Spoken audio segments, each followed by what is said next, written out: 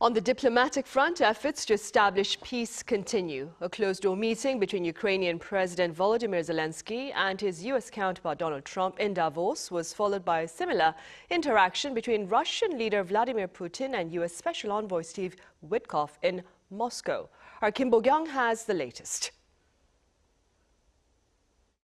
Top U.S. negotiators, including Special Envoy Steve Witkoff and President Trump's son-in-law Jared Kushner and Russian President Vladimir Putin have held talks in Moscow. Lasting more than 3 hours, the talks ran from Thursday night into the early hours of Friday.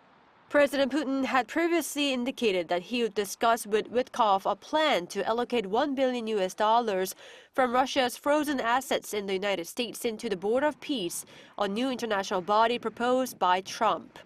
Before that, U.S. President Donald Trump and Ukrainian President Volodymyr Zelenskyy had a meeting on Thursday in Davos, Switzerland, which both of them described positively. On the sidelines of the World Economic Forum, the two leaders had an hour-long session on post-war security guarantees for Ukraine and plans for economic reconstruction.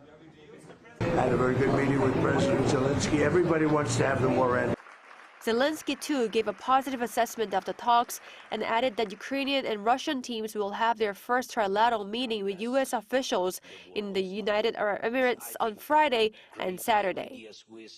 And I think that it will be the first trilateral meeting in Emirates. It will be tomorrow and the day after tomorrow. Yes, it will be 2 days meetings in Emirates.